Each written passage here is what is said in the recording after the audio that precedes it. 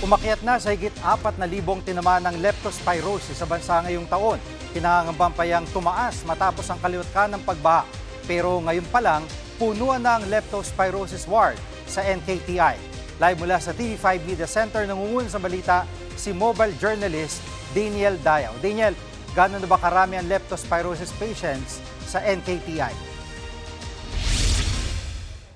Jiggy, sumipa na sa 41 ang leptospirosis patient sa National Kidney Transplant Institute o NKTI. Dahil daw yan sa biglang pagdami ng pasyenteng kumonsulta sa ospital. Kaya naman kahapon pa lang ay full capacity na or full bed capacity na ang NKTI. Kasunod yan ng kaliwat ka ng pagbaha noong mga nakaraang linggo. So Jiggy, yung mga pasyenteng nakausap natin kanina ay nasa moderate to severe cases na. Katulad na lang ni Mark na napilitan lumusong sa baha dahil naabutan ng pag-ulan. So si Charito naman, 2 araw na daw siyang dinadialysis dahil sa leptospirosis. So ang kwento niya sa akin, hindi naman daw siya lumusong sa baha. Bagkus ay natalsikan lang ang kanyang ingrown ng tubig baha. So Jiggy, to give context lang, ang leptospirosis kasi ay nakukuha kapag lumusong sa baha na mayroong ihi ng daga or kontaminado ng ihi ng daga. So pakinggan natin ang kanilang pahayag.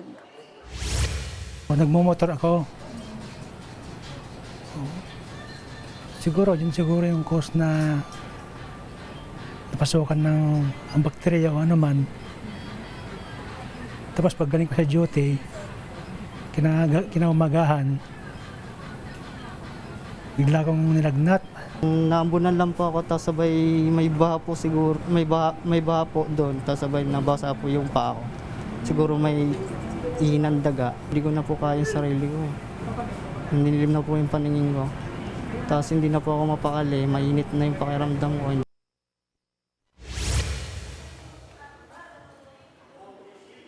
Jiggy, sa tala ng NKTI simula noong June 1 ay 5 na ang nasawi sa ospital. Kaya naman paalala ng mga doktor ay kung lumusong sa baha, magpakonsulta na agad para magabayan. Pakinggan natin ang pahayag ng NKTI.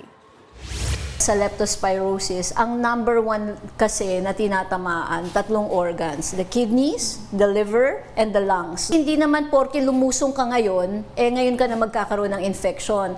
There's what we call an incubation period. At Daniel, ngayong punuan na ay may kakayan ba yung NKTI na magdagdag para doon sa ibang dadating pa lang na pasyente, gaya nga nabanggit ni Doktora, ay may incubation period. So, papaano yon?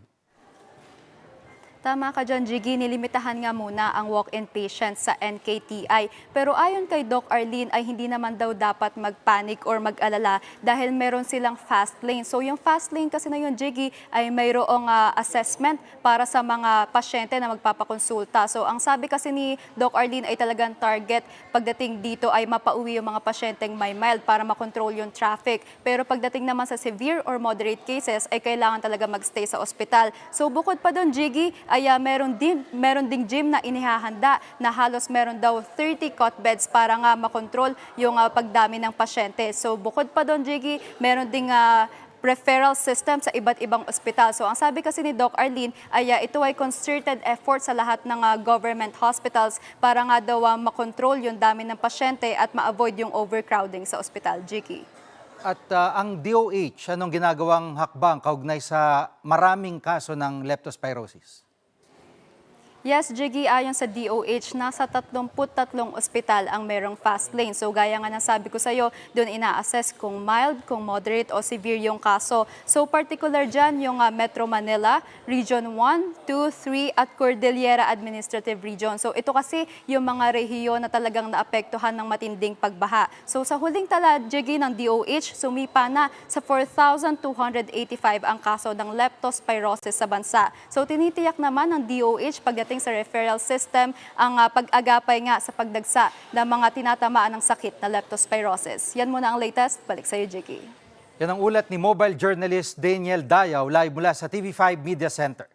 Mga kapatid, Jiggy Manikad po, pagdating sa mahalagang balita sa loob at labas ng bansa, dapat una sa lahat, mag-follow at mag-subscribe na sa social media pages ng News 5.